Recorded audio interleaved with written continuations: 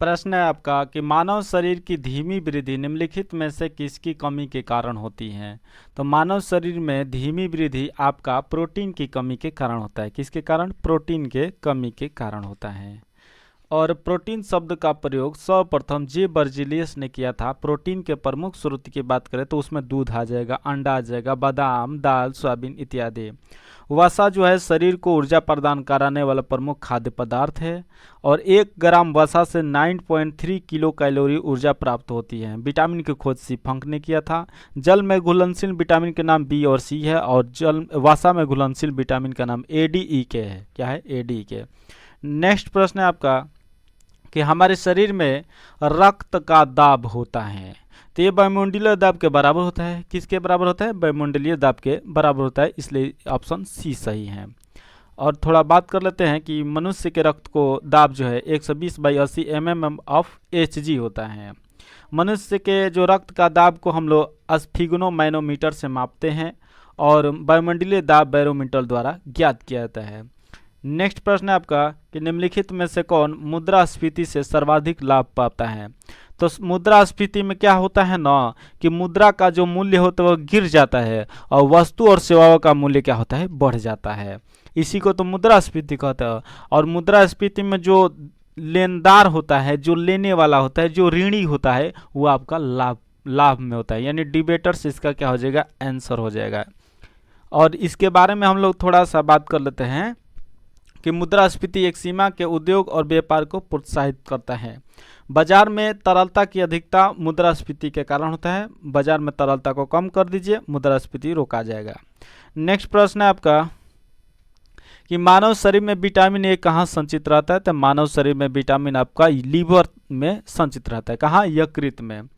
और इसके बारे में थोड़ा बात कर लेते हैं कि मलेरिया रोग में यकृत प्रभावित होता है, कालाजार रोग में तिल्ली प्रभावित होता है, पीलिया रोग में यकृत प्रभावित होता है, मलेरिया और कालाजार नामक रोग प्रोटोजोआ से होता है, हेपेटाइटिस नामक रोग वायरस से होता है। नेक्स्ट प्रश्न की बात करें कि किस ग्रह का रंग लाल दिखाई देता है। तो आपका मंगल ग्रह जो है लाल दिखाई देता है। और हम थोड़ा सा बात कर ले कि मंगल ग्रह पर लौ ऑक्साइड की अधिकता के कारण इसका रंग लाल होता है। मंगल ग्रह पर उपग्रह का नाम है फोबोस और डिमोस। मंगल ग्रह पर पृथ्वी के समान ऋतु परिवर्तन होता है। सौर मंडल का दूसरा सबसे बड़ा ग्रह है वो आपका उपग्रह कौन है? टाइटन। क्या है? सौर मंडल का दूसरा सबसे बड़ा उपग्रह क्या है? टाइटन, जो कि शनि का है। किसका है? शनि का।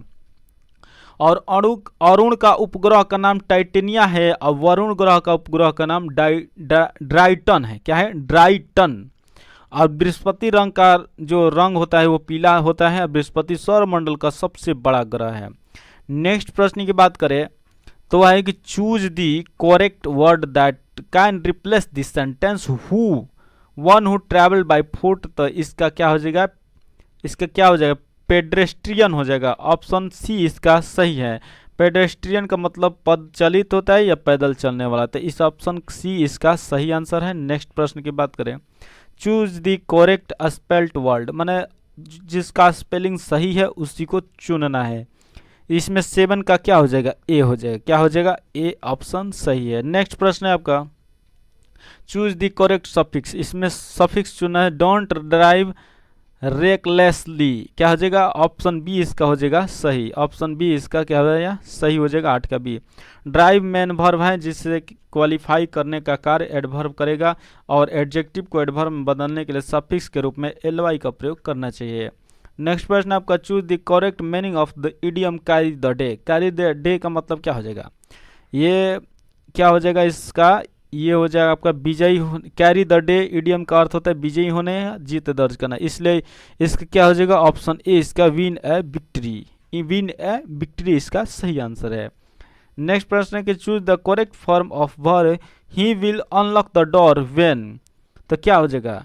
तो व्हेन इसमें 10 का क्या हो जाएगा? Is getting. क्या हो जाएगा? Is getting hair. Is getting hair इस प्रश्न का आंसर हो जाएगा ऑप्शन ए।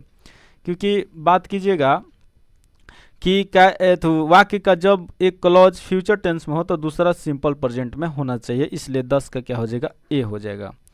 अब हम लोग नेक्स्ट प्रश्न की बात करें नेक्स्ट प्रश्न आपका कि किसी देश में उत्पादित किए गए संपूर्ण सामान और सेवाओं का मूल्य उसका क्या कहलाता है? जीडीपी कहलाता है। क्या कहलाता है? जीडीपी। यानी ऑप्शन ए इसका सही आंसर है। और नेक्स्ट प्रश्न आपका मुद्रास्फीति को अस्थायी तौर पर नियंत्रित करने के लिए निम्नलिखित में से किसका प्रयोग किया जा सकता है? तो इस प्रश्न का आंसर हो जाएगा ऑप्शन बी, मुद्रा आपूर्ति में कमी कीजिएगा तो काम हो जाएगा। मुद्रा आपूर्ति में कमी करके अस्थायी तौर पर मुद्रास्फीति को नियंत्रित किया जा सकता है। मुद्रास्फीति में वस्तु का मूल्य मुद्रा की तुलना में बढ़ जाता है। मुद्रास्फीति की दशा में बाजार में तरलता अधिक हो जाती है। मंदी का कारण प्रभावी क्रय शक्ति का अभाव होना है। और मुद्रास्फीति एक सीमा तक विकासशील देशों के लिए लाभदायक है। ज़्यादा कर दीजिएगा तो मुद्रास्फीति खतरनाक हो जाता है। आरबीआई मौद्रिक नीति का मुद्रास्फीति को नियंत्रित करता है। नेक्स्ट प्रश्न आपका अब हम लोग 13 नंबर प्रश्न की बात करें, 13 नंबर प्रश्न की, तो वो है आपका प्रथम औद्योगिक नीति कब लागू किया गया? तो प्रथम औद्योगिक नीति आपका अप्रैल 1948 ईस्वी में लागू किया गया। कब? 1948 ईस्वी में। इसके बारे में देखते हैं। स्वतंत्रता के बाद द्वितीय औद्योगिक नीति की घोषणा 1956 में किया गया था और 1977 में जनता दल सरकार द्वारा औद्योगिक नीति की घोषणा की गई थी। 1977 के औद्योगिक नीति में गांधीवादी नीति को अधिक महत्व दिया गया था। 6 अप्रैल 1948 को स्वतंत्र भारत का प्रथम औद्योगिक नीति की घोषणा की गई थी। स्वतंत्र भारत के प्रथम वाणिज्य एवं उद्योग मंत्री श्यामा प्रसाद मुखर्जी थे, जिन्होंने प्रथम औद्योगिक नीति की घोषणा की थी। 1944 में नियोजन तथा पुनर्निर्माण विभाग की स्थापना की गई। दिसंबर 1947 में औद्योगिक सम्मेलन का आयोजन किया गया। द्वितीय औद्योगिक नीति की घोषणा 30 अप्रैल 1956 को किया गया था। इस औद्योगिक नीति के द्वारा उद्योगों को 3 वर्गों में बांट दिया गया था। 17 उद्योगों के सार्वजनिक क्षेत्र के लिए आरक्षित रखा गया। 12 उद्योगों को सार्वजनिक क्षेत्र के साथ निजी क्षेत्र के लिए रखा गया और शेष सभी उद्योगों को निजी क्षेत्र के लिए खोल दिया गया। 24 जुलाई 1991 को उदारीकरण की घोषणा की गई। नेक्स्ट प्रश्न है आपका बिहार की आय में सर्वाधिक योगदान किसका है? तो ये सेवा क्षेत्र का है। किसका है? सेवा क्षेत्र का। और इसके बारे में देखते हैं कि भारत में आय सर्वाधिक सेवा क्षेत्र से प्राप्त होता है। तृतीय क्षेत्र के अंतर्गत सेवा क्षेत्र आता है। बिहार का प्रति व्यक्ति आय भारत में सबसे कम है। भारत में सबसे अधिक प्रति व्यक्ति आय गोवा राज्य का है और सबसे कम क्या लिखा है? भारत में सबसे अधिक प्रति व्यक्ति आय गोवा राज्य का है, लेकिन विश्व में प्रति व्यक्ति आय की बात करें तो सबसे ज़्यादा आपका कतर देश का है। नेक्स्ट प्रश्न है आपका ए हाउस फॉर मिरर विश्वास। ए हाउस फॉर मिरर विश्वास पुस्तक के लेखक कौन है? तो आपका वी.एस. नैयपॉल है। कौन है? वी.एस. नैयपॉल हैं। और बात करें वी.एस. नैयपॉल भारतीय मूल के ब्रिटिश नागरिक थे। वी.एस. नैयपॉल को साहित्य का नोबेल पुरस्कार प्राप्त हुआ है। वी.एस. नैयपॉल को इन ए फ्री स्टेट पुस्तक के लिए मान बुकर पुरस्कार मिला है और व्हाइट टाइगर पुस्तक अरविंद अडिगा द्वारा लिखी गई है, जिस पर 2008 का मैन बुकर पुरस्कार जीता है। नेक्स्ट प्रश्न आपका हड़ौती बोली कहाँ बोली जाती है? तो हड़ौती बोली आपका राजस्थान में बोली जाती है। कहाँ बोलते हैं? राजस्थान में बोली जाती हैं। नेक्स्ट प्रश्न आपका है कि भारत भारती पुरस्कार इनमें से किसको सबसे मिला है? तो भारत भारती का पुरस्कार आपको महादेवी वर्मा को सबसे पहले मिला है। किसको मिला है? महादेवी वर्मा को। चलिए पढ़ लेते हैं कि यह उत्तर प्रदेश के संस्थान द्वारा दिया जाने वाला सम्मान है। सबसे पहले 1982 में महादेवी वर्मा को दिया गया है। नेक्स्ट प्रश्न आपका लिंग संबंधी अनुपयुक्त विकल्प निम्न में से कौन सा है? तो कर्ता का कर्ती जो लिखा है यही आपका गलत है। कर्ता का कर्ती लिखा है यही आपका गलत है, क्योंकि कर्ता का स्त्रीलिंग होता कर्त्री। अब नेक्स्ट प्रश्न आपका कि वर्तनी की दृष्टि से अशुद्ध शब्द का चयन करना है। तो ये परमार्थ जो लिखा ना गलत तरीका से लिखा, उसमें लिखा जाए परमार्थ, उस प्रकार से लिखा जाएगा। नेक्स्ट प्रश्न आपका आंखें चार होना का मतलब प्यार हो जाना या एक दूसरे को देखना होता है। इस प्रश्न का आंसर ऑप्शन बी सही है। नेक्स्ट प्रश्न आपका कि प्रथम थर्मामीटर विकसित करने वाला वैज्ञानिक का नाम क्या है? तो ये आपका गैलीलियो भैया थे। कौन थे? गैलीलियो। और बात करें कि प्रथम थर्मामीटर विकसित करने का प्रयास जो है वो आपका सेंटेरियो ने 1561 से 1636 ईस्वी के बीच किया था। 1714 ईस्वी में फ़ारेनहाइट ने मरकरी का प्रयोग कर प्रथम बार डक्टरी थर्मामीटर का आविष्कार किया था। और मरकरी धातु द्रव है जिसके धात्विक गुण चमक एवं ताप के प्रति संवेदनशीलता के कारण इसका प्रयोग थर्मामीटर में किया जाता है। थर्मामीटर का प्रयोग तापमान को मापने में किया जाता है। अब पायरोमीटर का प्रयोग सूर्य का तापमान या बहुत दूरी बहुत ज़्यादा तापमान को मापने में किया जाता है पायरोमीटर का। नेक्स्ट प्रश्न आपका कि विरामावस्था में स्थित एक पिंड एकाएक बहुत से टुकड़ों में बंट जाता है। फटने से बने टुकड़ों के संवेग का योगफल क्या है? तो ये शून्य होगा। क्या होगा? शून्य, जीरो हो जाएगा, जीरो।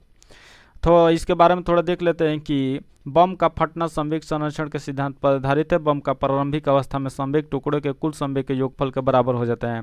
प्रारंभिक अवस्था में बम का द्रव्यमान गुणे वेग बराबर होता है टुकड़ों का कुल संवेग का योगफल। इस प्रकार टुकड़े के कुल संवेग का योगफल बराबर प्रारंभिक अवस्था में द्रव्यमान गुणे वेग यानी यू बराबर 0 हो जाएगा। संवेग संरक्षण के सिद्धांत पर आपका तैरना हो जाएगा, बंदूक से गोली का चलना हो जाएगा, रॉकेट का प्रणोदन हो जाएगा, बम का विस्फोट आदि आधारित है। संवेग का संरक्षण न्यूटन के तृतीय गति नियम पर आधारित है, बल की परिभाषा न्यूटन के प्रथम गति नियम पर आधारित है। अब बल का व्यंजक जो सेकंड नियम पर आधारित है।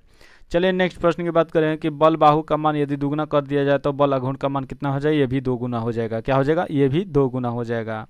और नेक्स्ट प्रश्न हम लोग का है कि प्रकृति में कौन से बल का अस्तित्व प्रत्येक स्थान पर है? तो आपका सब जगह आपका गुरुत्वाकर्षण बल लगता है। ये प्रकृति का सबसे कमजोर बल है और सबसे अगर ज़्यादा मतलब मजबूत बल की बात करें तो वो है आपका नाभिकीय बल। नाभिकीय बल सबसे ज़्यादा मजबूत बल है। नेक्स्ट प्रश्न की बात करें कि प्रकृति नेक्स्ट प्रश्न है कि वह स्रोत की आवृत्ति 10 के पावर 3 हर्ट्ज है, इसके आवर्तकाल का मान क्या होता है? आपको जानते हैं कि आवृत्ति गुणे आवर्तकाल बराबर 1 होता है।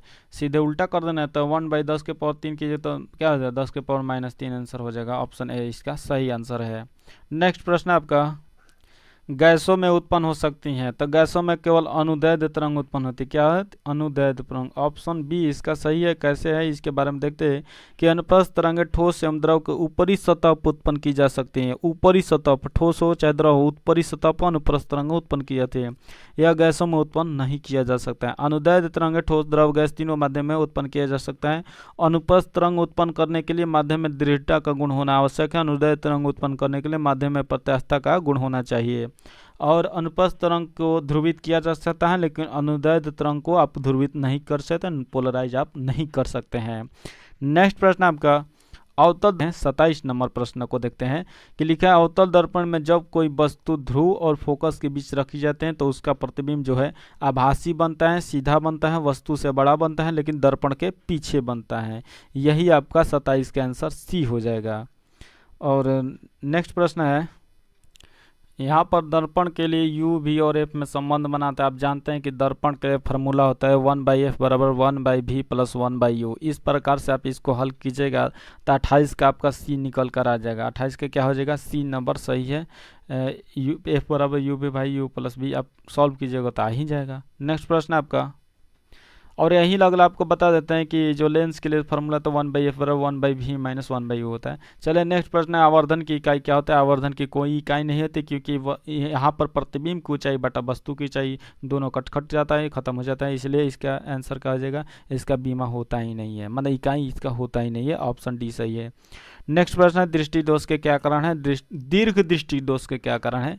तो दृष्टि के ये कारण है कि रेटिना के बाद बनता है। क्या बनता है? रेटिना के ये बाद बनता है, इसीलिए इस प्रश्न का आंसर ऑप्शन ए सही है। और इसके बारे में थोड़ा देख लेते हैं कि इसे हाइपरमेट्रोपिया भी कहते हैं और इस दृष्टि दोष में नेत्र लेंस की मोटाई घट जाती है तथा फोकस दूरी बढ़ जाती है। नेत्र लेंस के फोकस दूरी के बढ़ने के कारण प्रतिबिंब इसमें रेटिना का बाद बनता है। इस दृष्टि दोष में दूर दृष्टि दोष अच्छा होती है, लेकिन निकट दृष्टि दोष प्रभावित रहती हैं। इसे ठीक करने के लिए आप उत्तल लेंस के चश्मे का प्रयोग कर सकते हैं। नेक्स्ट प्रश्न आपका कि 2 रेखाएं थे, ये मैथ है, आप इसको हल कीजिएगा तो इसका आंसर कितना होगा? 34 इसका आंसर हो जाएगा। बहुत आसान प्रश्न है, आप इसको निकाल सकते हैं, इसलिए आंसर क्या हो जाएगा? ऑप्शन डी हो जाएगा। ये cos थीटा है, इसका मान निकालिएगा तो कितना आ जाएगा? 8√2/3। यही आप 32 का क्या हो जाएगा? ए हो जाएगा। ये भी बना चुके हैं। नेक्स्ट है कि 33 का हो जाएगा, के का मान निकालना है तो 33 का क्या हो जाएगा? 33 का बी हो जाएगा। ये 7 आंसर आ जाएगा, इसलिए इस प्रश्न का ऑप्शन बी सही है। नेक्स्ट है 34। 34 का कितना आएगा? 34 का आपका सी हो जाएगा। कितना? सी 48 आंसर आएगा। ये भी बन चुका है। अब भाग देकर देखिएगा, बन जाएगा, आंसर आ जाएगा। यहाँ पर डायरेक्टर शब्द के कितना प्रकार व्यवस्थित किए? 35 के कितना आंसर? 35 का आपका आएगा सी। 2160 आपका आएगा 35 का सी। नेक्स्ट है कि 52 पत्तों की गड्डी, तो 52 पत्तों की गड्डी वाला आंसर कितना हो जाएगा? 36 का डी हो जाएगा। कितना? 1/221 हो जाएगा। 36 का डी आंसर सही है। नेक्स्ट प्रश्न आपका यदि 9x² प्लस px प्लस 16, इस 37 का क्या हो जाएगा? 37 का आपका सी हो जाएगा। कितना हो जाएगा? सी। ये 24 या -24 इसका सही आंसर है। नेक्स्ट प्रश्न आपका 38 नंबर का बीच का कोण निकालना है। आप ढाल पढ़े होंगे तो m1 m2 का मान निकाल कर आप ढाल निकाल सकते हैं। इस प्रश्न का आंसर हो जाएगा ऑप्शन बी 45 डिग्री आ जाएगा। नेक्स्ट प्रश्न है आपका, यदि आंकड़ों का बहुलक दिया हो x का मान निकालना है, आप ये भी निकाल सकते हैं। क्योंकि देखिए यहाँ पर बहुलक का मान 52 दे दिया है, तो 52 देखिए 52 का संख्या ज़्यादा रहेगा तभी ना वो बहुलक होगा। यहाँ पर 56 को देखिए तो 56 यहाँ देखिए, यहाँ पर 56 यहाँ पर भी है, 56 यहाँ पर भी है, लेकिन अब तो 56 नहीं दिखा रहा है। वो इसी पर का यहाँ पर 52 देखिए, फिर वहाँ यहाँ पर 52 देखिए, 52 भी दो जगह दिख रहा है, लेकिन तो क्वेश्चन में कर रहा है कि बहुलक 52, तो 52 अधिक रहेगा तभी ना आपका बहुलक आएगा। तो यहाँ पर एक सवा का जगह x में से कितना घटाइएगा तो 52 आ जाएगा, तो 55 में से 3 आप घटाइएगा तो 52 हो जाएगा। इसलिए बाई ऑप्शन इसको हल कीजिएगा तो यह 55 इसका आपका सही आंसर है। इसलिए 39 की क्या हो जाएगा, बी नंबर सही है। नेक्स्ट प्रश्न है आपका 40 नंबर। ये भी प्रश्न जो है आयत की लंबाई चौड़ाई से दोगुनी, आयत की चौड़ाई x मान लीजिए, लंबाई के 2x मान लीजिए, 2x गुणे x कीजिएगा तो 2x x² बराबर 72 से लिखिए, जो कि 60 बार में कट जाए। बोलो कितना बार में, 60 गुणे 60 यानी आपका 7200 कट जाएगा। और आप इसका रूट ले सकते हैं तो 60 आ जाएगा, तो 60 जो है आपका क्या हो जाएगा, चौड़ाई आ जाएगा, निकाल सकते हैं आपका। यही आपका बी नंबर सही है।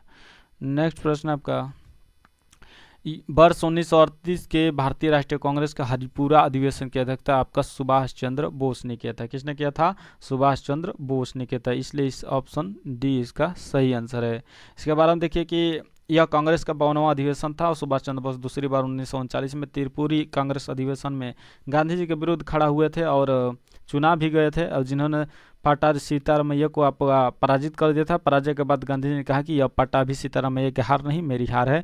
और सुभाष चंद्र बोस के द्वारा कांग्रेस के पद से त्याग पत्र देने के बाद 1939 में फॉरवर्ड ब्लॉक की स्थापना की गई थी। फॉरवर्ड ब्लॉक की समाज पार्टी विचार से अधिक प्रभावित है। सुभाष चंद्र बोस के द्वारा कांग्रेस के अध्यक्ष पद से त्याग दे देने के बाद डॉक्टर राजेंद्र प्रसाद को अध्यक्ष बनाया गया था। नेक्स्ट प्रश्न है आपका, चौरा चौड़ी कांड कब था, 5 फरवरी 1922 को होता है। कब हुआ था, 5 फरवरी 1922 को हुआ था। इसके बारे में थोड़ा देखते हैं कि चौरा चौड़ी उत्तर प्रदेश के गोरखपुर के समीप एक कस्बा है, जहां 5 फरवरी 1922 को भारतीय आंदोलनकारियों ने ब्रिटिश सरकार की एक पुलिस चौकी में आग लगाकर घटना को अंजाम दिया था। इस घटना में 22 पुलिस कर्मचारियों की मृत्यु हो गई थी। इस घटना को चौरी चौरी घटना के नाम से जाना जाता है। इसके परिणाम स्वरूप 12 फरवरी 1922 को बारदोली में हुई कांग्रेस की बैठक में असहयोग आंदोलन को स्थगित करने का प्रस्ताव पारित किया गया। गांधी जी ने इस घटना के बाद हिमालय जैसा भूल आंदोलन के प्रारंभ करने के संदर्भ में कहा था। नेक्स्ट प्रश्न है आपका, निम्नलिखित में से कौन देशबंधु नाम से जानते हैं। देशबंधु के नाम से आपका चित्तरंजन दास को जाना जाता है, और दीनबंधु के नाम से आपका CF एंड्रूज को जाना जाता है। ये इसको याद रखिएगा। और ये आपका क्या हो जाएगा, चित्तरंजन दास। अब इसके बारे में थोड़ा देख लेते हैं हम लोग। देशबंधु का तात्पर्य है आपका the friend of nation. Deshbandhu उपाधि CR दास को गांधी जी द्वारा दिया गया था। CR दास ने इंडिया फॉर इंडियंस पुस्तक की रचना की थी। CR दास ने कहा कि संपूर्ण भारत जो है एक विशाल बंदरगिरी है। उन्होंने मोतीलाल नेहरू के साथ मिलकर स्वराज्य पार्टी की स्थापना 1923 में इलाहाबाद के आनंद भवन में की थी। उन्होंने अलीपुर षड्यंत्र केस में अरविंद घोष और खुदीराम बोस की पैरवी की थी। और चित्तरंजन दास ने गांधी जी के विधान परिषद से बहिष्कार के निर्णय का विरोध किया था। उन्होंने कहा था कि मैं परिषदों को स्वराज्य प्राप्ति का साधन समझता हूँ। नेक्स्ट प्रश्न है आपका, इस सिद्धांत का प्रतिपादन किसने किया था कि हड़प्पा सभ्यता के लोग शिव की पूजा करते थे। तो ये आपका कौन हो जाएगा, सर्जन मार्शल। कौन हो जाएगा, सर्जन मार्शल। ऑप्शन डी इसका सही आंसर है। और मोहनजोदड़ो से प्राप्त एक सिर पर 3 मुख वाला एक पुरुष ध्यान की मुद्रा में बैठा हुआ है। इसके सिर पर 3 सिंह है। उसके दाईं ओर एक गेंडा और एक और भैंसा है, और एक और आपका बाईं ओर क्या है, हाथी है। एक बाघ है, उस चरण में 2 हिरण हैं। इसे पशुपति शिव का नाम दिया गया है। और मार्शल ने इसे शिव के प्राचीनतम रूप को बताया है। मूर्ति पूजा का आरंभ संभवतः सिंधु सभ्यता से होती है, और सिंधु घाटी सभ्यता आपका मातृसत्तात्मक थी, और जो आपका वैदिक सभ्यता है आपका पितृसत्तात्मक थी। नेक्स्ट प्रश्न आपका, निम्नलिखित में से कौन जैन विद्वान था। यही आपको बताना है कौन जैन विद्वान था। तो 45 का हेमचंद हो जाएगा। ऑप्शन बी इसका सही आंसर है। हेमचंद एक जैन विद्वान थे। इसका आविर्भाव 12वीं शताब्दी में हुआ था। ये गुजरात के चालुक्य शासकों जय सिंह सिद्धराज तथा कुमारपाल के दरबार में रह रहे थे। कुमारपाल को जैन धर्म में दीक्षित करने का श्रेय इन्हीं को दिया जाता है। उन्होंने कुमारपाल चरित्र की रचना की थी, और उनकी रचनाओं में इसे द्वाश्रय महाकाव्य भी कहा जाता है। इस ग्रंथ में मुख्यतः कुमारपाल की उपलब्धियों पर प्रकाश डाला गया है। नेक्स्ट प्रश्न आपका कि अमेरिकी स्वतंत्रता संग्राम का पहला युद्ध कब हुआ था? तो ये आपका 1775 में हुआ था। कब हुआ था? 1775 में। और अप्रैल 1775 में लेक्सिंगटन में ब्रिटिश सेना और अमेरिका की जनता के बीच प्रथम स्वतंत्रता युद्ध के लिए लड़ाई हुआ था। और 4 जुलाई 1776 को अमेरिका ने स्वतंत्रता की घोषणा कर दी थी। 1776 से 1783 ईस्वी के बीच अमेरिका का स्वतंत्रता संग्राम चलाया गया। पेरिस के संधि 1783 ईस्वी के दौरान अमेरिका को स्वतंत्रता प्राप्त हुआ। और अमेरिका के स्वतंत्रता संग्राम का नेतृत्व जॉर्ज वाशिंगटन ने किया था और ब्रिटिश सेना का नेतृत्व लॉर्ड कॉर्नवालिस ने किया था। इस युद्ध में फ्रांस ने अमेरिका को सहयोग दिया और यूएस का स्वतंत्रता दिवस आपका 4 जुलाई को मनाया जाता है। नेक्स्ट प्रश्न है, हिटलर के किस देश पर आक्रमण के परिणाम स्वरूप द्वितीय विश्व युद्ध आरंभ हुआ? तो ये आपका जर्मनी द्वारा पोलैंड पर आक्रमण किया गया था। पोलैंड पर इसका सही आंसर है, क्योंकि द्वितीय विश्व युद्ध आपका कब हुआ था? 1939 से 1945 ईस्वी में। हमको लगता है इसमें 61 देशों ने भाग लिया था। अब नेक्स्ट प्रश्न की बात करें हम लोग कि संयुक्त राष्ट्र किस सम्मेलन का परिणाम था? तो संयुक्त राष्ट्र संघ जो आपका सैन फ्रांसिस्को सम्मेलन का परिणाम था। कि कहाँ का परिणाम था? सैन फ्रांसिस्को सम्मेलन। इस प्रश्न का आंसर ऑप्शन डी हो जाएगा। और बात करें कि 25 अप्रैल से 26 जून 1945 तक सैन फ्रांसिस्को में सम्मेलन आयोजित किया गया था। और संयुक्त राष्ट्र संघ की स्थापना 24 अक्टूबर 1945 को हुआ था। भारत 30 अक्टूबर 1945 को यूएनओ का सदस्य बना। संयुक्त राष्ट्र में वर्तमान में 193 देश और 193वां देश तब का दक्षिणी सूडान है। सूडान 2 भागों में 2011 में विभाजित हुआ गया था। नेक्स्ट प्रश्न आपका, निम्नलिखित में से किस क्षेत्र से भूमध्य रेखा गुजरती है? तो आपका अफ्रीका से गुजरती है, भूमध्य रेखा से गुजरती है। अब बात करें कि भूमध्य रेखा ना आपका कर्क रेखा, मकर रेखा, तीनों रेखा आपका अफ्रीका से गुजरती है। यह 0 अंश की अक्षांश रेखा है और यह 0 अंश की उत्तरी भाग को उत्तरी गोलार्ध और दक्षिणी भाग को दक्षिणी गोलार्ध कहते हैं। प्रत्येक गोलार्ध को तापमान के आधार पर कई भागों में बांटा गया है, जिसे कटिबंध कहते हैं। विषुवत प्रदेश में सूर्य की सीधी किरणें पड़ती हैं और विषुवत प्रदेश में सालों भर वर्षा होती है। विषुवत प्रदेश में जैव विविधता सबसे अधिक पाई जाती है। विषुवत प्रदेश का वन इमारती लकड़ी के लिए प्रसिद्ध है। अफ्रीका महादेश संसार का दूसरा सबसे बड़ा महाद्वीप है, क्योंकि पहला तो आपका एशिया आ जाएगा। और यही एकमात्र ऐसा महाद्वीप है जिससे होकर विषुवत रेखा, वृत्त, कर्क रेखा तथा मकर रेखा सब गुजरते हैं। नेक्स्ट प्रश्न आपका, भारत की प्रमुख वाणिज्य फसलें कौन कौन सी है? तो ये ऑप्शन सी हो जाएगा, चाय, रबर, तंबाकू और जूट। ऑप्शन सी इसका सही आंसर है। चाय से अधिक महत्वपूर्ण वाणिज्य फसल है और चाय के कुल उत्पादन का लगभग 75% हम उपभोग स्वयं करते हैं। गर्मा फसल जो मई जून में बोई जाती हैं और जुलाई अगस्त में काट ली जाती हैं। ज्वार, जूट, मड़ुआ आदि ऐसे ही फसल हैं। खरीफ फसल जो जून जुलाई में बोई जाती हैं और अक्टूबर नवंबर में काट ली जाती हैं। धान, मक्का आदि ऐसे ही फसल हैं। और रबी फसल जो अक्टूबर नवंबर में बोई जाती हैं और मार्च अप्रैल में काट ली जाती हैं। रबी फसलों में गेहूँ सबसे महत्वपूर्ण है और खरीफ फसलों में चावल। नेक्स्ट प्रश्न आपका कि वायुमंडलीय हवा में सबसे प्रचुर घटक कौन है? वायुमंडलीय हवा में सबसे प्रचुर घटक आपका कौन सा है? तो आपका नाइट्रोजन है 78%। ऑक्सीजन आपका 21% है। हाइड्रोजन के बाद छोड़िए दिए, कार्बन डाइऑक्साइड का 0.03% है। नेक्स्ट प्रश्न है आपका, भारत का सबसे बड़ा जनजातीय समुदाय कौन है? तो आपका भील है। कौन है? भील है।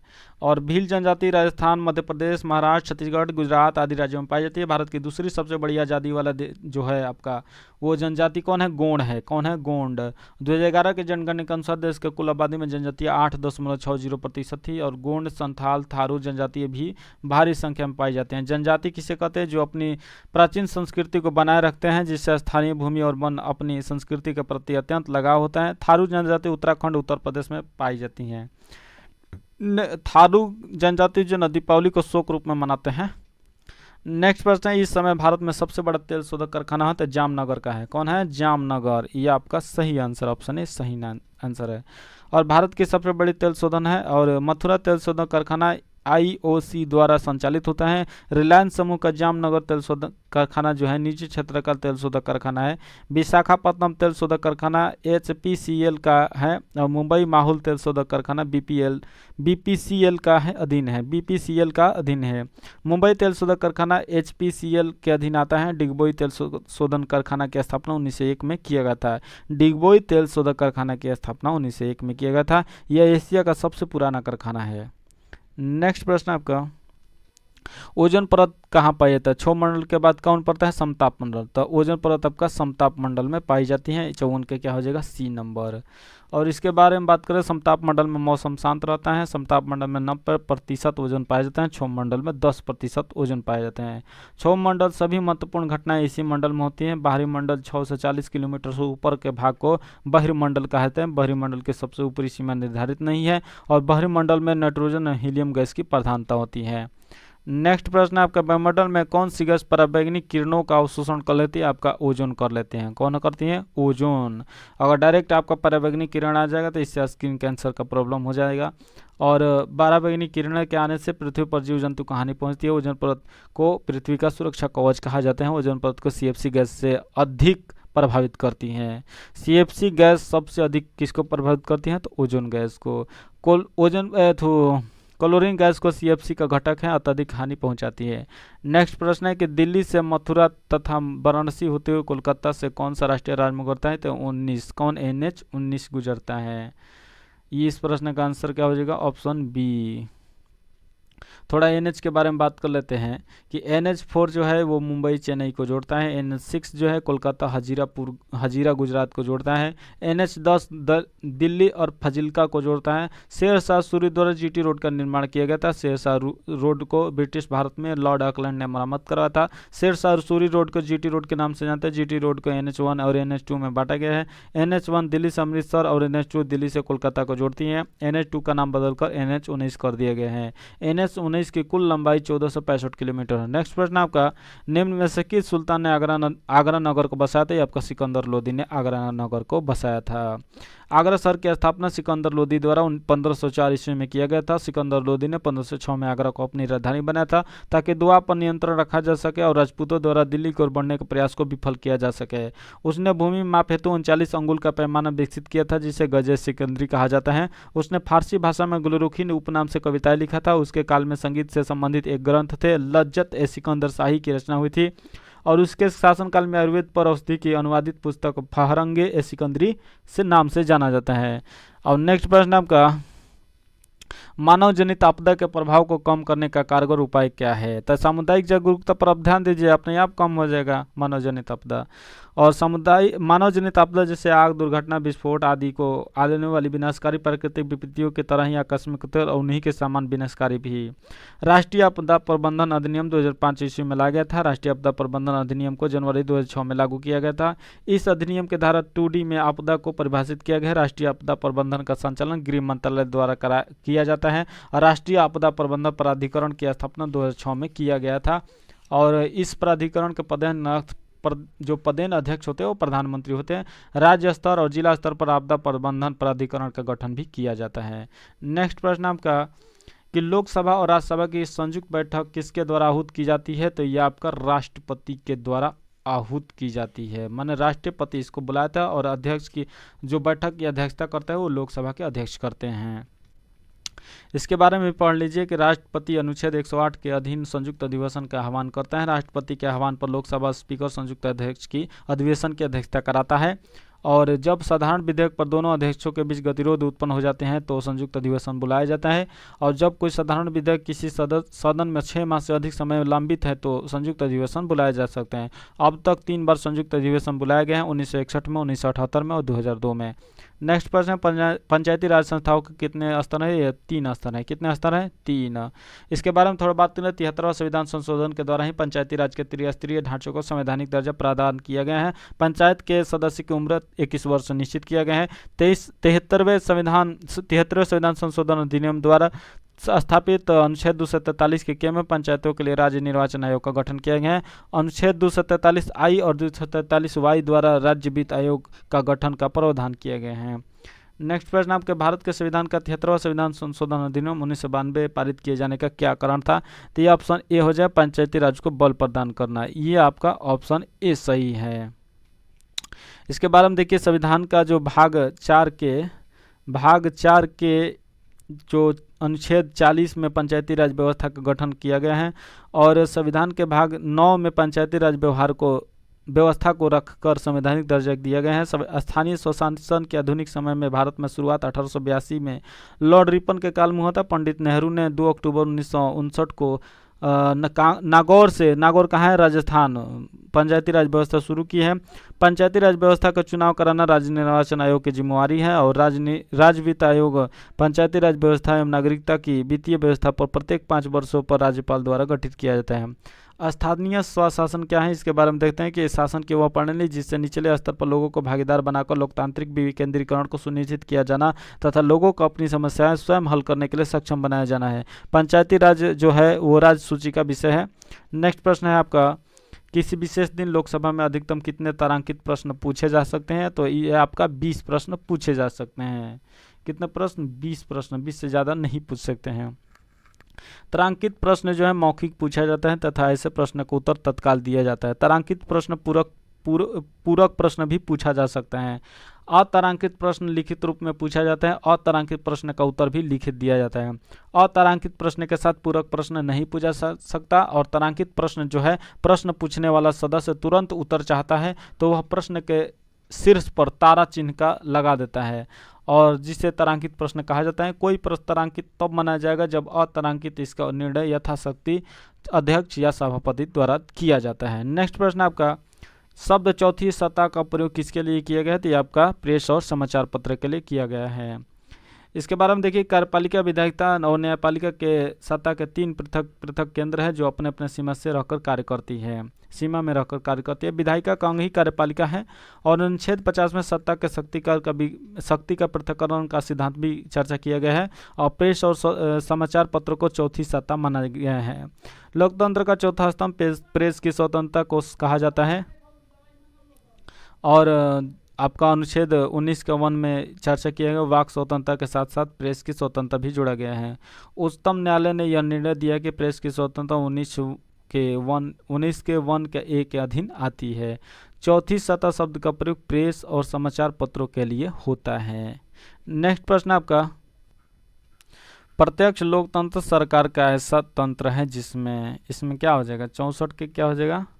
64 का ऑप्शन बी सही है। क्या हो जाएगा? लोग अपने प्रतिनिधियों का सीधा निर्वाचन करते हैं। 64 के क्या हो जाएगा? बी ऑप्शन सही है। इसके बारे में देखेंगे तो चुनाव निर्वाचन 2 प्रकार से होती है, प्रत्यक्ष और अप्रत्यक्ष। अप्रत्यक्ष चुनाव में जनता के द्वारा चुने गए प्रतिनिधियों के द्वारा चुना जाता है, जैसे भारत में राज्यसभा का चुनाव इसी विधि से होता है। भारत में प्रत्यक्ष और अप्रत्यक्ष दोनों चुनाव प्रणाली का प्रयोग होता है। ग्रेट ब्रिटेन संसदीय प्रणाली का जनक है। लिच्छवी विश्व का प्रथम गणतंत्र थी और लोकतंत्र में प्रतिनिधि वास्तविक नीति निर्धारण करता है और लोक सेवक उन नीतियों का कार्यान्वित करता है। नेक्स्ट प्रश्न आपका, सूर्य के वायुमंडल में कौन से तत्व की अधिकता रहती है? तो ये आपका हाइड्रोजन हो जाएगा। कौन से? सूर्य के वायुमंडल में हाइड्रोजन तत्व की अधिकता सबसे अधिक होती है, हाइड्रोजन गैस की। और इसके बारे में देखिए कि सूर्य का जो द्रव्यमान है 4 × 10⁹ kg प्रति सेकंड की दर से घट रही है। सूर्य को ऊर्जा इसी तरह 1000 करोड़ वर्ष तक प्राप्त होती रहेगी। रेडियो सक्रियता की माप GM यानी गागाइर मुलर काउंटर से की जाती है और वातावरण में सर्वाधिक प्रचुर मात्रा में आपका गैस जो है नाइट्रोजन है। ब्रह्मांड में सर्वाधिक प्रचुर मात्रा में हाइड्रोजन है। मानव शरीर में सर्वाधिक प्रचुर मात्रा में ऑक्सीजन है। नेक्स्ट प्रश्न है कि निम्नलिखित में से किसी तत्व की आप सापेक्ष परमाणु संहति मतलब क्या होता है? द्रव्यमान होता होगा। परमाणु द्रव्यमान कौन सी है जो परमाणु से बनी होती है, जिसमें प्रत्येक में 17 प्रोटॉन, 18 न्यूट्रॉन और 17 इलेक्ट्रॉन। इस प्रश्न का आंसर क्या हो जाएगा? 35 मैंने क्लोरीन को जो है ना, क्लोरीन का द्रव्यमान 35 होता है। नेक्स्ट प्रश्न आपका ब्लीचिंग पाउडर का रासायनिक नाम बताना है। तो क्या हो जाएगा? ब्लीचिंग 6 क्या हो जाएगा? बी हो जाएगा। ब्लीचिंग पाउडर का रासायनिक नाम कैल्शियम हाइपोक्लोराइट है। कैल्शियम हाइपोक्लोराइट ऑप्शन बी सही है। और इसके बारे में देखेंगे अगर तो लिखा है ब्लीचिंग पाउडर का सूत्र CaOCl2 होता है। ब्लीचिंग पाउडर कीटाणुनाशक के रूप में, कागज तथा कपड़ों के विरंजन में और रासायनिक उद्योगों में उपचायक के रूप में, क्लोरोफॉर्म के उत्पादन में होता है। नेक्स्ट जिंक ऑक्साइड की बात करें तो मलहम बनाने में, पोर्सेलिन में चमक लाने में किया जाता है। म्यूक्री क्लोराइड की बात करें तो कैलामेल बनाने में कीटाणुनाशक के रूप में किया जाता है। नेक्स्ट प्रश्न आपका, जल में कठोरता किसकी उपस्थिति के कारण आ जाती है? तो इस प्रश्न का आंसर हो जाएगा ऑप्शन सी, कैल्शियम तथा मैग्नीशियम के क्लोराइड और सल्फेट के कारण आपका जल में कठोरता आ जाती है। तो नेक्स्ट प्रश्न आपका कि फ्लोरीन एक हो जाएगा क्रिस्टलीय कार्बन अपरूप है या कार्बन C60 बोलते हैं। ये ऑप्शन ए सही है। और इसके बारे में अगर पढ़ेंगे तो रेडियो सक्रिय स्ट्रॉन्शियम 19 के कारण कैंसर होता है, इटाई नमक रोग कैडमियम के कारण होता है, हेरोलॉजी के अंतर्गत समय मापने वाला विज्ञान का अध्ययन किया जाता है, हाइजीन के अंतर्गत स्वास्थ्य विज्ञान का अध्ययन किया जाता है, न्यूरोलॉजी में मानव नाड़ियों और तंत्रिकाओं का अध्ययन किया जाता है, फुलेरिन कार्बन का एक अपर रूप है जिसे बकमिस्टर फुलेरिन कहा जाता है। नेक्स्ट प्रश्न, उंगली के नाखून में विद्यमान प्रोटीन का नाम बताना है, तो ये आपका कैरोटीन होता है। क्या होता है? कैरोटीन। और प्रोटीन कार्बनिक यौगिक है जिसमें नाइट्रोजन की प्रधानता होती है। प्रोटीन मानव शरीर का निर्माण होता है। अमीनो अम्ल से प्रोटीन का निर्माण होता है। अमीनो अम्ल जो है कार्बन हाइड्रोजन ऑक्सीजन एवं नाइट्रोजन तत्वों के बने होते हैं। अमीनो अम्ल किसके बने होते हैं? कार्बन हाइड्रोजन ऑक्सीजन और नाइट्रोजन के बने होते हैं। नेक्स्ट में भारत के मुख्य चुनाव आयुक्त कौन है? ये आपका राजीव कुमार है। कौन है? राजीव कुमार है आपका मुख्य चुनाव आयुक्त। अनुच्छेद 324 के अंतर्गत राष्ट्रपति चुनाव आयुक्तों की नियुक्ति करते हैं। नेक्स्ट प्रश्न, विटामिन ई मुख्य रूप से किसके लिए महत्वपूर्ण है? तो 72 का क्या हो जाएगा? सी, लिंग ग्रंथियों की सामान्य क्रिया से आपका संबंधित है।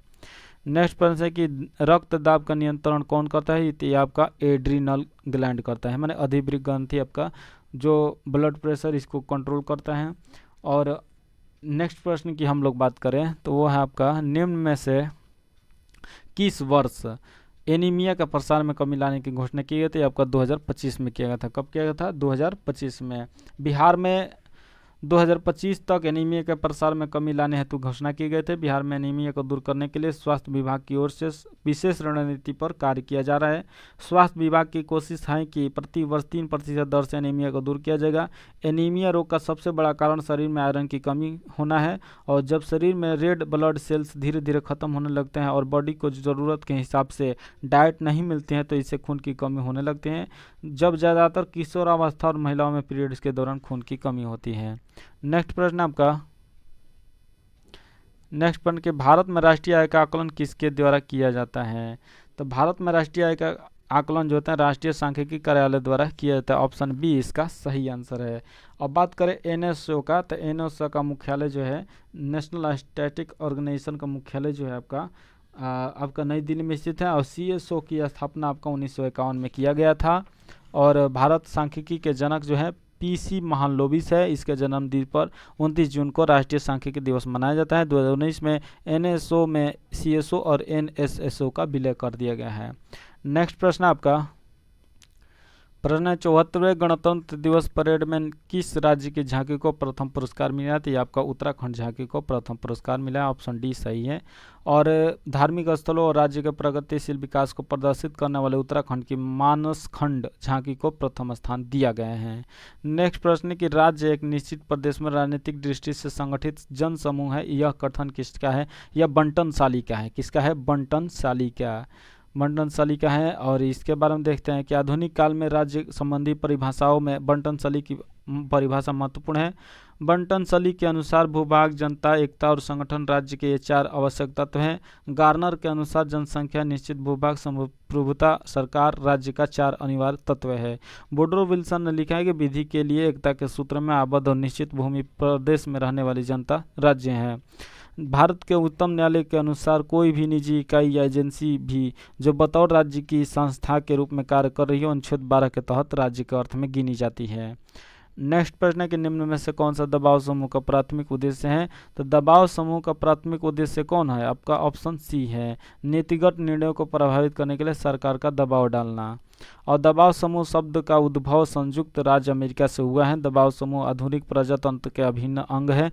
एस.ई. फाइनर ने इसे अज्ञात साम्राज्य की संज्ञा दी है। और ओडीगार्ड ने कहा है कि दबाव समूह ऐसे लोगों का औपचारिक संगठन है जिसके एक या अधिक सामान्य उद्देश्य होते हैं, जो सार्वजनिक नीति के निर्माण और प्रशासनिक कार्यों को इसलिए प्रभावित करते हैं या करने का प्रयत्न करते हैं कि वे अपने हितों की रक्षा एवं वृद्धि कर सके। नेक्स्ट प्रश्न, निजी उन्नति अहे सबे को मूल, भारतेंदु जी की ये पंक्ति पूरा करना है।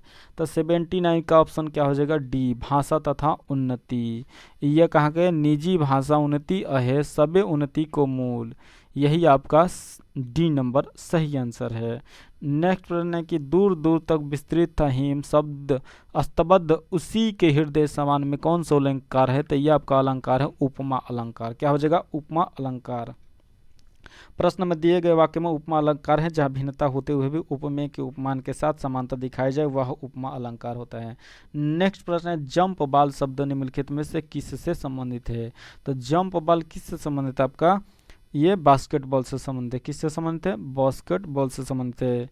अब बास्केटबॉल से कुछ शब्द है जैसे ring guard, point, dead ball, basket hanging और लीड पास, गोल स्टेन, line free throw line, back board और front court, tip off, pink, पिनोट की होल आदि बास्केटबॉल से संबंधित है। बास्केटबॉल का वजन 600 से 650 ग्राम होता है। बास्केटबॉल कोर्ट की लंबाई 28 मीटर, चौड़ाई 15 मीटर और ऊंचाई 3.0 मीटर होती है। नेक्स्ट प्रश्न है आपका कि विश्व की सबसे पहली महिला प्रधानमंत्री कौन है? वो श्रीलंका देश की है, एस भंडारनायक के नाम है। और बात करें कि एस भंडारनायक 1960 में श्रीलंका के प्रधानमंत्री बनने वाली विश्व की प्रथम महिला है। और इंग्लैंड की प्रथम महिला प्रधानमंत्री की बात करें तो वो है मार्गरेट थैचर। विश्व के प्रथम प्रधानमंत्री की बात करें तो वो रॉबर्ट बोलपाल था। और भारत में प्रथम महिला प्रधानमंत्री की बात करें तो वह श्रीमती इंदिरा गांधी थी। बिहार के प्रथम महिला मुख्यमंत्री श्रीमती रबड़ी देवी थी। और भारत की प्रथम महिला मुख्यमंत्री सुचेता कृपलानी थी जो कि उत्तर प्रदेश की थी। नेक्स्ट प्रश्न है किस टेनिस खिलाड़ी ने यूएस ओपन 2022 में पुरुष एकल का खिताब जीता है? तो पुरुष एकल का खिताब यूएस में कार्लोस अल्कराज ने जीता है। कौन है? Carlos Alcaraz. ये किसको हराया था? तो ये आपका कैस्पर रूड को हराया था।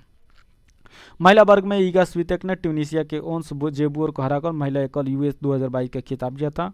और यूएस ओपन वर्ष 2022 की अंतिम ग्रैंड स्लैम टेनिस प्रतियोगिता है। यह प्रतियोगिता अमेरिका के न्यूयॉर्क शहर में आयोजित की जाती है जो सर्वप्रथम 1881 में अमेरिका के न्यू पोर्ट में खेली गई थी। नेक्स्ट प्रश्न आपका प्रथम ओलंपिक खेल कब आयोजित किया था? यह 776 ईसा पूर्व में आयोजित किया गया था। आधुनिक ओलंपिक खेल की शुरुआत 1896 ईस्वी में हुआ था। अंतर्राष्ट्रीय ओलंपिक समिति की स्थापना 1894 में सखोन नामक स्थान पर किया गया था और इसका मुख्यालय लुसाने में स्थित है। प्रथम ओलंपिक खेल एथेंस में किया गया था। बैरोन पियर डी कोबर्टिन को आधुनिक ओलंपिक का आयोजन श्रेय दिया जाता है। टोक्यो ओलंपिक 2020 का आयोजन 2021 में किया गया था जिसमें भारत ने कुल 7 पदक जीता था। 143।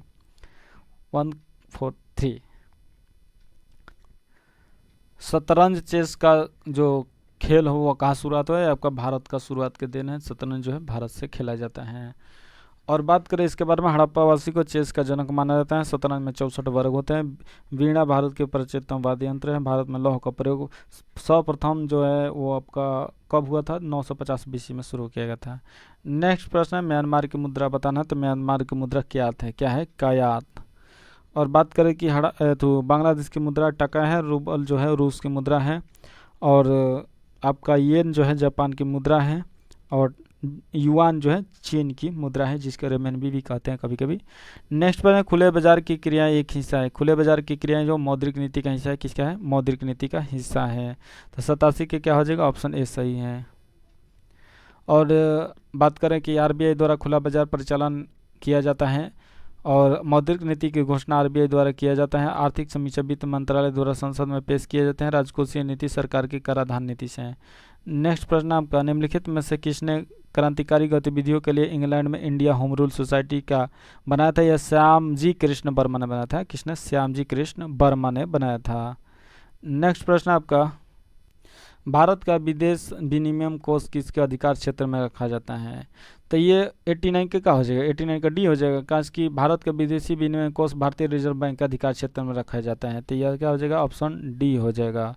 आरबीआई लगा देना, काम खत्म।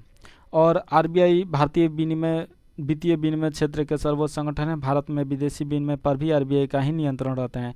आरबीआई एक्ट 1934 के अधीन 1935 में आरबीआई स्थापित होता है। आरबीआई मुख्यालय जो है कोलकाता में बनाया गया था जिसे मुंबई में हस्तांतरित किया गया है।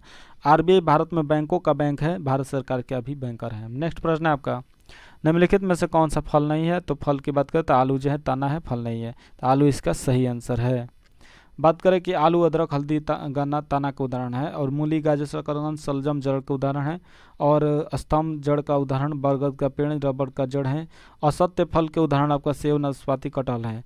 अनिषेक फल का उदाहरण आपका पपीता, नारंगी, केला और अंगूर है। नेक्स्ट प्रश्न आपका कि प्रशीतक की तरह कौन सा यौगिक प्रयुक्त होता है? तो CF2Cl2 क्या होता है? ऑप्शन ए इसका सही आंसर है।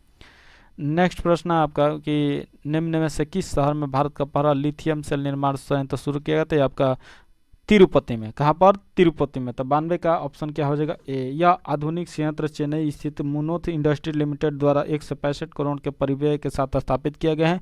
वर्तमान में इस संयंत्र की स्थापित क्षमता प्रतिदिन 270 मेगावाट प्रति घंटा की है और 10 एम्पियर प्रति घंटा की क्षमता वाली 20,000 सेल का उत्पादन कर सकती हैं। यह एक उन्नत बैटरी तकनीक है जो लिथियम आयनों को अपने इलेक्ट्रोड केमिस्ट्री के प्रमुख घटक के रूप में उपयोग करती है। नेक्स्ट प्रश्न आपका, हाइड्रोजन परमाणु का स्पेक्ट्रम जो आंखों को दिखाई क्षेत्र से प्राप्त किया था वो आपका बाल्मर है। क्या है? बाल्मर। बाल्मर आपका सही आंसर है। ऑप्शन ए इसका सही है। 93 के हो जाएगा ऑप्शन ए।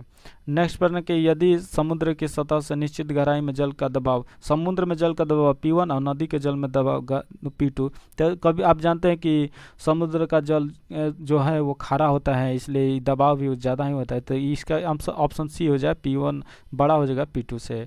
नेक्स्ट प्रश्न आपका, पॉली हाउस का प्रयोग किसके लिए किया जाता है? तो पॉली हाउस का प्रयोग आपका किसके लिए कहता है?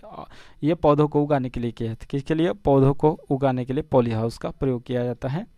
और बात करें इसमें पॉलीथीन का प्रयोग होता है और पॉली हाउस में पौधों को उगाने में ग्रीन हाउस प्रभाव का तकनीक का प्रयोग, माने ग्रीन हाउस इफेक्ट का यूज किया जाता है। पॉलीथीन के कारण जब पौधा जल को वाष्पित करता है तो आर्द्रता के कारण उस क्षेत्र कार्बन डाइऑक्साइड में वृद्धि होती है, जिसके कारण उस क्षेत्र में ऊष्मा का मान बढ़ता है। पॉली हाउस मतलब प्लास्टिक, पौधा जो रहता है ना उसके ऊपर प्लास्टिक डाल देते हैं, यहाँ पर भी देखने को मिल जाता है, हम देखते हैं हम लोग। नेक्स्ट प्रश्न है, choose indirect speech from the following option. He says I am going to Patna. तो 96 का हो जाएगा ऑप्शन बी हो जाएगा। क्या हो जाएगा? Option B. He says that he is going to Patna. 96 का हो जाएगा ऑप्शन बी, क्योंकि जब रिपोर्टिंग वर्ब प्रेजेंट टेंस में होता है, रिपोर्टेड स्पीच के टेंस में कोई परिवर्तन नहीं होता, सिर्फ डैट का प्रयोग करते हैं और प्रोनाउन को बदलते हैं, इसलिए इस तरह he says that he is going to Patna आपका सही आंसर हैगा। नेक्स्ट प्रश्न है, choose the passive voice. We should not punish him. तो 97 का ऑप्शन बी हो जाएगा, क्योंकि दिए गए वाक्य का सही पैसिव है he should not be पनिशड by us. तो क्या हो जाएगा? 97 का आपका बी हो जाएगा। क्या हो जाएगा? बी ऑप्शन सही है। नेक्स्ट प्रश्न है आपका कि choose the correct form of verb. He parents here 2 months एगो। तो क्या हो गया? ही पेरेंट्स आपका 98 क्या हो जाए? ए हो जाएगा। तो केम लग जाए, he my parents came here 2 months एगो। तो इस प्रश्न 98 के क्या हो जाएगा? ऑप्शन ए सही है। 98 का क्या हो जाएगा? Option A.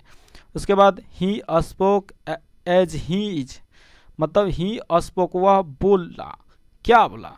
As if he everything. तो इसकी 99 क्या हो जाएगा? ऑप्शन डी हो जाएगा। यहाँ पर V2 का प्रयोग कर दीजिएगा। क्या हो जाएगा? 99 का ऑप्शन डी सही है। न्यो। क्या हो जाएगा? Knew, KNEW, knew. He spoke as he knew everything.